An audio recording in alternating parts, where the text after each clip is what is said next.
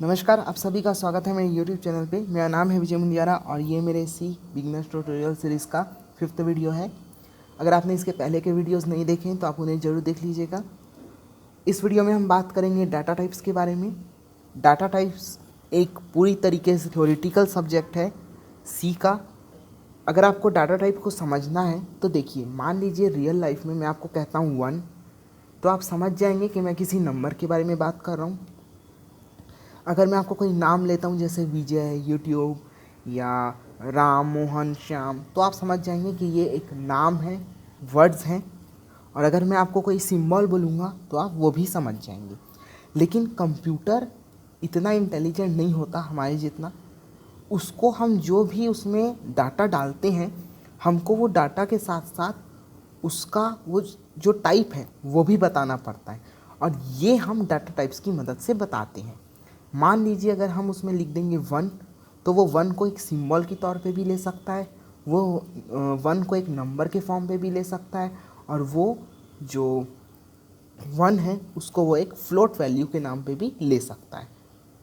लेकिन अगर हम उसके सामने लिख देंगे इंट 1, तो हमारा कंप्यूटर समझ जाएगा कि ये एक नंबर है। जैसा कि मैंने आपको पहले ही कहा, ये एक पूरी तरह से थ्योरेटिकल टॉपिक है, इसमें प्रैक्टिकल जैसा कुछ नहीं है। लेकिन डाटा टाइप के साथ साथ कुछ और चीज़ें हैं जो आपको बतानी ज़रूरी है। जो डाटा टाइप इंसर्ट करके उसका जो आउटपुट लेते हैं उसको, उसका एक छोटी सी चीज़ है जो मैं आपको बताना चाहता हूँ। तो वो हम इस वीडियो में देखेंगे और प्रैक्टिकल में अच्छे से चीज़ों को समझ में आता है। तो चलिए शुरू करते हैं। यहाँ पे आपने देखा एक सिंपल सा प्रोग्राम है, और यहाँ पे मैं यहाँ लिखता हूँ इंट, सॉरी मेरा कैप्स लॉक थोड़ा सा ऑन रह गया था। यहाँ मैं लिखता हूँ int a is equals to 1, और फिर लिखता हूँ char 4 b is equals to a semicolon, और फिर लिखता हूँ मैं float c is equals to 7.55। Okay, तो यहाँ पे एक और चीज़ मुझे लिखनी है, वो है void। ओके, तो यहाँ पे इस रिटर्न को छोड़ के यहाँ पे जितने भी आप डार्क ब्लू में 4 वर्ड देख रहे हैं, ये 4 हमारे बेसिक डाटा टाइप होते हैं। सी लैंग्वेज में कुल 13 डाटा टाइप्स होते हैं, 1 3 13। और जब हम एडवांस प्रोग्रामिंग वाली सीरीज़ में जाएंगे तब हमको उनकी ज़रूरत पड़ेगी, लेकिन फ़िलहाल के लिए ये 4 बहुत है।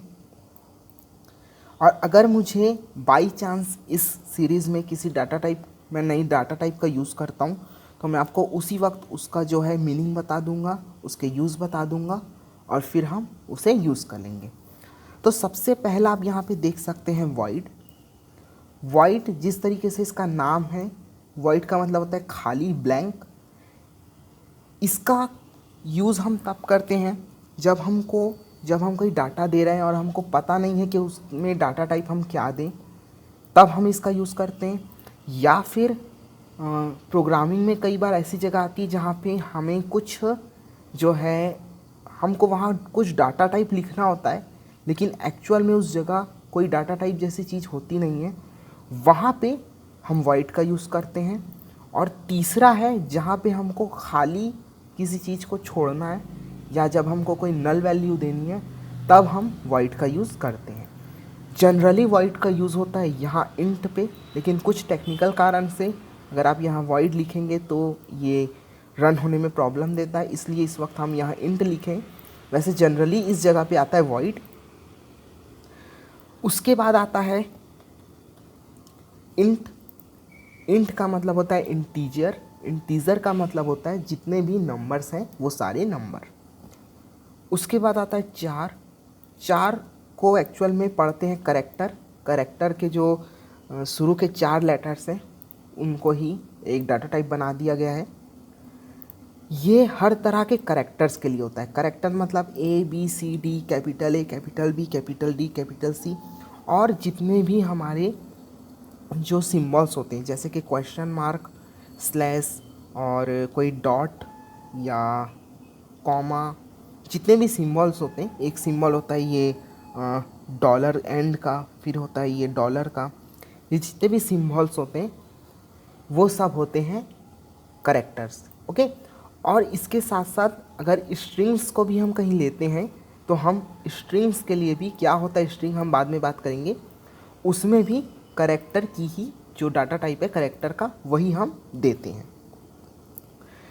इसके बाद जो तीसरा है वो है फ्लोट। फ्लोट आप यहाँ देख सकते हैं, एक्चुअल में ये भी नंबर है, ये भी नंबर है, लेकिन इसमें जो डिफरेंस है वो है इस डॉट का।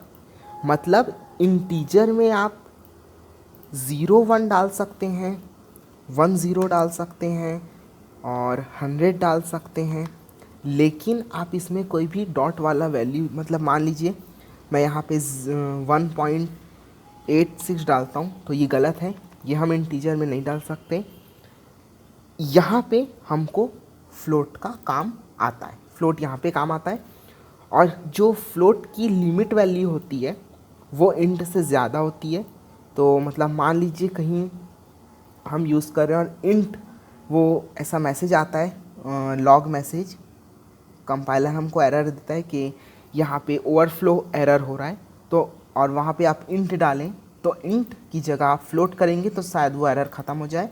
और अगर आपको फ्लोट के बावजूद भी एरर आता है तो आप वहाँ पे डबल नाम की एक डाटा टाइप होती है, आप उसको डालेंगे तो वो एरर ख़त्म हो जाएगा। ओके, तो अब इसका प्रैक्टिकल देख लेते हैं। यहाँ पे हम लिखते हैं प्रिंट एफ, एक ठोक semicolon.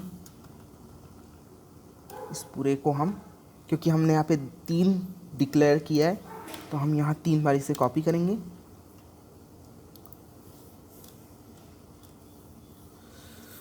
This is an integer, और यहाँ पे हम लिखेंगे परसेंट डी, और यहाँ पे हम लिखेंगे एक कॉमा डाल के ए।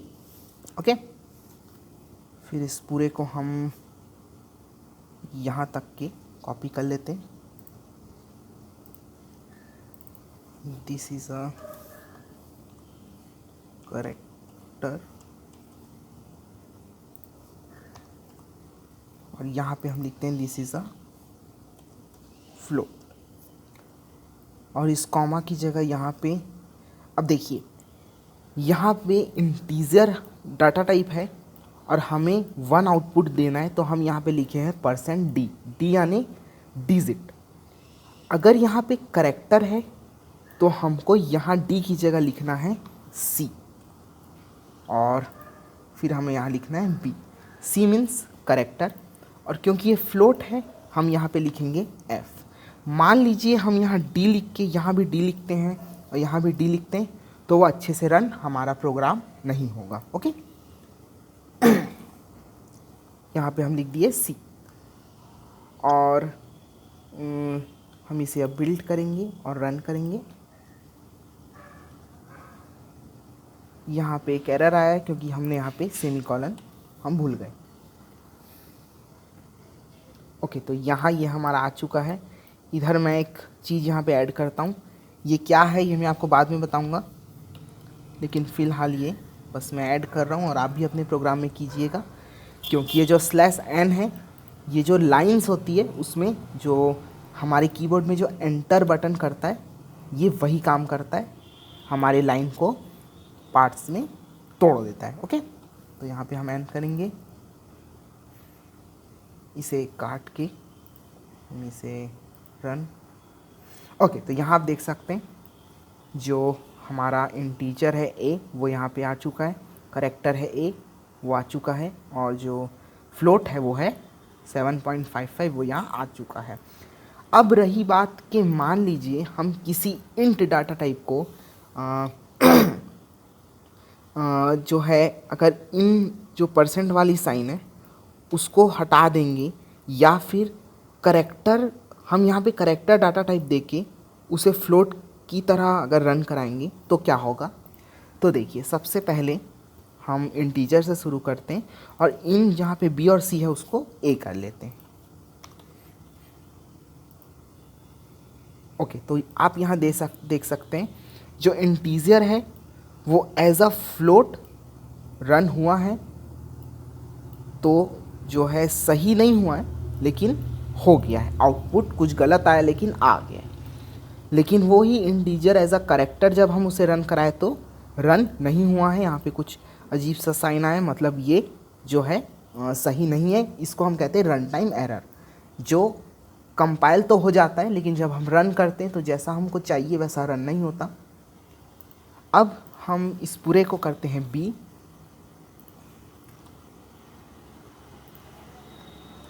और फिर बिल्ट एंड रन। तो यहाँ आप देख सकते हैं जो जो करेक्टर ए है उसको हम जब एज अ इंटीजर रन कराए तो उसका आंसर आया है 97। और इसका ये भी मतलब है कि मान लीजिए हम 97 को अगर एज अ करेक्टर वो कराते तो उसका आंसर आता ए। उसके बाद हम जब जैसे करेक्टर को करेक्टर, हाँ तो उसमें तो ओके है, और फ्लोट में भी जो इसकी वैल्यू है वो गलत आई। अब लास्ट है हमारा फ्लोट।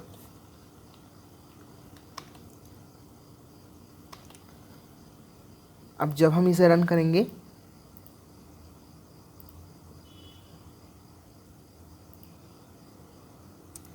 तो आप देख सकते हैं 7.55 की जो इंटीजर वैल्यू है वो इतनी है, और करेक्टर यहाँ पे ब्लैंक है, स्पेस, और जो फ्लोट वैल्यू है वो वही है। अब ये मैं आपको क्यों बता रहा हूँ, इसका एक कारण है। अगर आप किसी भी जो है कंप्यूटर साइंस के स्टूडेंट से पूछेंगे तो एक प्रोग्राम आता है जिसमें आती है पैटर्न प्रोग्रामिंग, जहाँ पे आपको ए बी सी डी इसको लूप में चलाना होता है। वहाँ पे हमको ये जो मैंने अभी अभी आपको चीज़ बताई ये काम आएगी कि इंटीजर को करेक्टर जैसे रन कराते हैं तो क्या होता है, फ्लोट को करेक्टर की तरह रन कराते हैं तो क्या होता है। ये आपको उस वक्त बहुत ज़्यादा काम आएगा। ओके, तो बस इस वीडियो के लिए इतना ही। अगर आपको ये वीडियो पसंद आई तो इसे लाइक कीजिए, शेयर कीजिए, मेरे चैनल को सब्सक्राइब कीजिए। कोई भी डाउट है तो आप मुझसे कमेंट में पूछ सकते हैं। Thank you.